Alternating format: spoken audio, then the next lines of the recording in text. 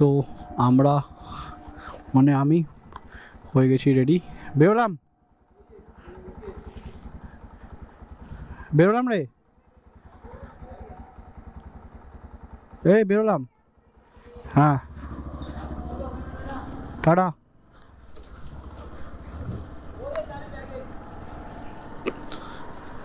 So আমরা হয়ে গেছি রেডি।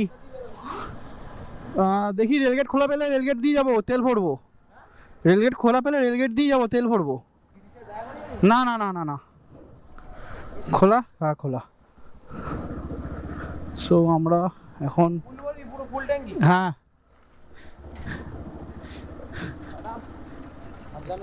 হ্যাঁ টাটা, এসে দেখা হবে, কথা হবে, বেরোলাম, টাটা।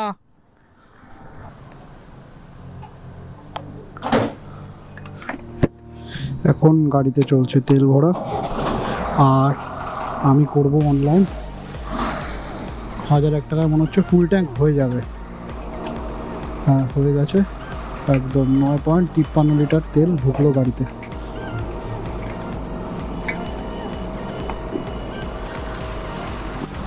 তো আমার গাড়িতে হয়ে গেছে ফুল ট্যাঙ্ক।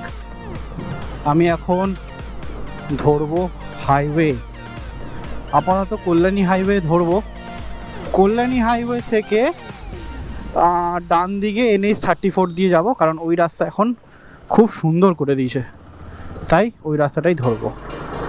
এবার দেখাচ্ছি কল্যাণী হাইওয়ের ওপর, চলো। তো আমরা উঠে পড়েছি এখন কল্যাণী হাইওয়ে। কল্যাণী হাইওয়ে থেকে এখন যেতে হবে প্রায় 40 কিলোমিটার মতো। সামনে আসবে কাপামোড়, কাপামোড় থেকে আমরা ডান দিক যাব। ডান দিক গেলে আমরা উঠবো হচ্ছে NH-34, ওখান থেকে সোজা ধরবো ন্যাশনাল হাইওয়ে 34, রানাঘাট, কৃষ্ণনগর, বহরমপুর টপকে ঢুকবো হচ্ছে মালদার দিকে। চলো, রাস্তায় যেতে যেতে দেখা হবে। পুরো রাস্তা এবার ভালোভাবে দেখাতে পারবো। এত দারুণ রাস্তা করেছে, মানে খুবই সুন্দর রাস্তা। মানে যে এরকম NH-34 যে এরকম করবে সেটা সত্যি ভাবনার বাইরে। আর যেহেতু সকালে প্রচুর রোদ, সেই কারণে রাত্রেবেলা সিদ্ধান্ত নিলাম যে রাত্রেবেলায় বেরাবো। তো রাত্রেবেলায় বেরিয়ে পড়লাম সিকিমের উদ্দেশ্যে, মানে সিকিমের উদ্দেশ্যে। একটু টেনশন লাগছে আপাতত, তো ঠাকুরের নাম নিয়ে বেরিয়ে পড়েছি। চলো, দেখা হচ্ছে বাদবাকি রাস্তায়, চলো। আমরা মানে আমি পৌঁছে গেছি আপাতত নৈহাটি, ছাড়িয়ে এসছি। আর একটা ছোট্ট ইনফরমেশান বা কথা যেটা আমি না বলে পারছি না, সেটা হচ্ছে আমি প্রত্যেক ট্রিপে আমার সাদা বাইক NS200 পালসার ওকে নিয়েই করতাম, মানে ইন ফিউচার হয়তো করব।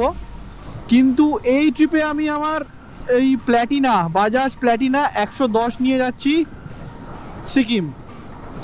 মানে যেহেতু সাদা গাড়ির কিছু সমস্যা বা ইস্যু হয়েছে, সেগুলোকে ঠিকঠাক করে চেঞ্জ করতে হবে। তো সেই কারণে এবার ভাবলাম প্ল্যাটিনা নিয়ে একটা তো যাওয়া যেতেই পারে, একবার যাওয়া তো যেতেই পারে। তো বেরিয়ে পড়েছি প্ল্যাটিনা নিয়েই সিকিমের উদ্দেশ্যে। চলো, এবার আমরা আর কিছুক্ষণ পর উঠবো NH-34। তো উঠে পড়েছি NH-34। এই রাস্তা দিয়ে সোজা টান কৃষ্ণনগর, এখান থেকে কৃষ্ণনগর আর মোটামুটি 28 কিলোমিটার মতো। আর কৃষ্ণনগর থেকে সোজা বেরিয়ে পড়বো বহরমপুর বাইপাসের জন্য। মানে কৃষ্ণনগর থেকে সোজা বহরমপুর বাইপাস যাবো, বহরমপুর বাইপাস থেকে কিষানগঞ্জ থেকে মালদা ঢুকবো। তো বাবা, সরাইখানা। তো আমরা প্রায় কভার করে ফেলেছি, মানে আমি প্রায় কভার করে ফেলেছি অ্যাপ্রক্স 70 কিলোমিটার মতো বাড়ি থেকে। তো চলো, বাদবাকিটা আবার পরে দেখাচ্ছি। রাস্তাটা বড় অন্ধকার, মানে এত অন্ধকার কিছু দেখা যাচ্ছে না।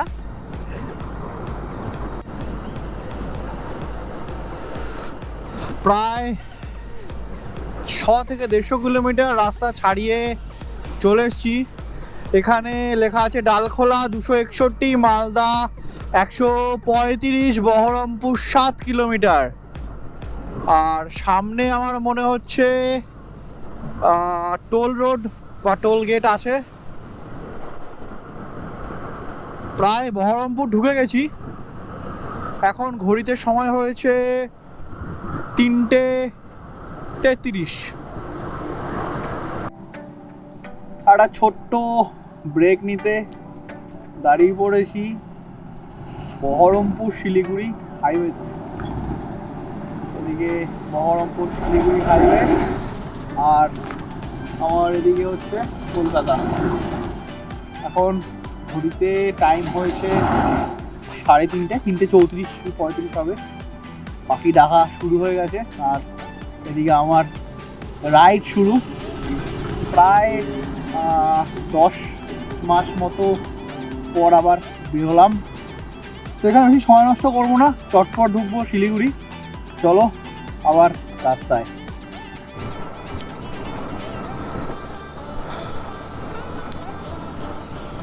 সকাল হয়ে গেছে, আমার ঘড়িতে এখন বাজে হচ্ছে 5:15, সকাল 5:15। আর আমি এখন আছি হচ্ছে ফারাক্কা থেকে 10 কিলোমিটার পেছনে। ওই দেখো দেখো দেখো দেখো দেখো ওই দেখো টোটোর অবস্থা দেখেছো, খেলা দেখাচ্ছে হাইওয়ের ওপর, টোটোর খেলা দেখাচ্ছে। ওয়েদার তো বেশ সুন্দর লাগছে আমার।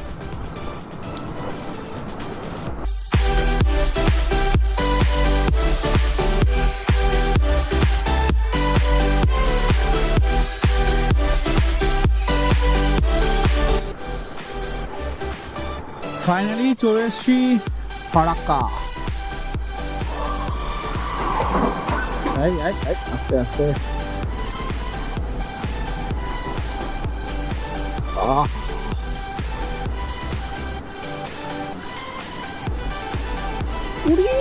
তারা দূর দূর প্রান্ত অব্দি জল, বাদিকে আর ডান দিকে শুকনো। হ্যাঁ, এক একটা গেট খুলে দিলে পাশের লুঙ্গি বাহিনী দেশে ভেসে যাবে গো। পাশের লুঙ্গি বাহিনী দেশ ভেসে যাবে যদি একটা গেট খুলে দেয়। বাবা রে বাবা, দাদা দাদা দাদা দাদা দাদা কিরকম আওয়াজ হলো, দাদা দাদা দাদা দাদা দাদা দাদা। সামনের গাড়িটা ওপরের বোতলগুলো পুরো হেলে গেছে, সামনে পুরো বোতল হেলে গেছে, যখন লাগছে ভয়ঙ্কর, পুরো এরকম হেলে গেছে। ও ফারাক্কা ফারাক্কা, দারুণ দারুণ দারুণ দারুণ।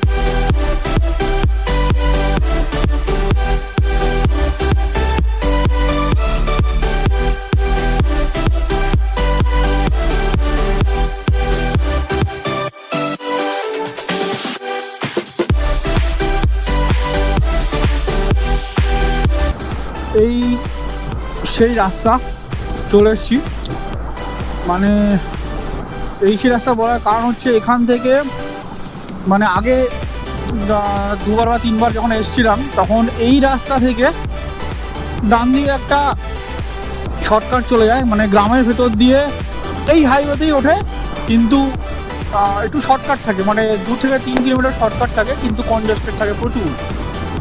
আর এই বছর সেটা করছি না। এই বছর ভেবেই রেখেছিলাম যে একদম এখান থেকেই যাব, হাইওয়ে স্ট্রেচ হাইওয়েটাই ধরবো, কোনো ডান দিক বাদিক কিছু করবো না। তো সেটাই করছি, একদম পুরো স্ট্রেচ হাইওয়ে দিয়ে সোজা যাচ্ছি। ম্যাপে দেখাচ্ছিল 5 মিনিট লেট আর 3 কিলোমিটার বেশি। তো লোকালের কিছু একটা লোককে জিজ্ঞাসা করলাম, মানে লোকালে কিছু লোককে জিজ্ঞাসা করলাম, তারাও বললো যে আপনি ওই গ্রামের কনজাস্টের ভেতর দিয়ে ঢোকার দরকার নেই, আপনি পুরো স্ট্রেচ হাইওয়েটাই ধরুন, ভালো হবে, টাকাও পাবেন, ভালো হবে। তো সেটাই ধরলাম। এবার দেখা যাক বাদবাকি রাস্তার কি খবর, কি আপডেট দেখা যাক। আর শিলিগুড়ি এখান থেকে ডিস্টেন্স হচ্ছে 142 কিলোমিটার, মোটামুটি অ্যাপ্রক্স 2 ঘন্টা কি 2.5 ঘন্টা মতো হয়তো আর সময় লাগবে, বা 3 ঘন্টা হয়তো সময় লাগবে। হাতে প্রচুর সময় আছে, কোনো তাড়াহুড়ো নেই, আস্তে আস্তে যাব। শিলিগুড়ি ঢোকার আগে শিলিগুড়ি বাইপাস আছে একটা, ওটা আপাতত ধরলাম। এখন এখান থেকে শিলিগুড়ি ডিস্টেন্স হচ্ছে 68, মানে মোটামুটি এখনও লাগবে 1 থেকে 1.5 ঘন্টা, আরামসে 1 থেকে 1.5 ঘন্টা লাগবে শিলিগুড়ি ঢুকতে। সকাল থেকে ওয়েদারটা এত ভালো ছিল, এখন এত গরম, আবার একটু পরে আবার ঠান্ডা, মানে জায়গায় জায়গায় চেঞ্জ হচ্ছে। আর রাস্তা তো দারুণ করে দিয়েছে, পুরো মাখন রাস্তা করে দিয়েছে, মাখন। কিছু কিছু জায়গায় একটু খারাপ পেয়েছি, বাদ বাকি পুরো রাস্তা তো একদম দারুণ করে দিয়েছে, দারুণ, কোনো কথা হবে না রাস্তা নিয়ে। ও মজা এসে গেল, মজা এসে গেল।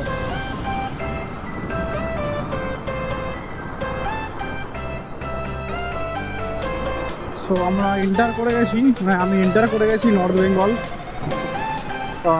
এন্টার করতেই দু সাইডে চায়ের বাগান, স্লাইড লেফট নিতে বললো।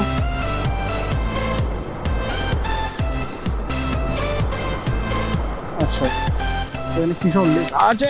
বাম্পার বাম্পার বাম্পার বাম্পার, কত বড় বাম্পার গো! আমার national highway authority of India Paschim মাদাতি toll plaza. ও সব জায়গায় চায়ের বাগান, বাদিকে ডান দিকে সব জায়গায় চায়ের বাগান, দারুণ লাগছে। আর ওয়েদার তো দারুণ।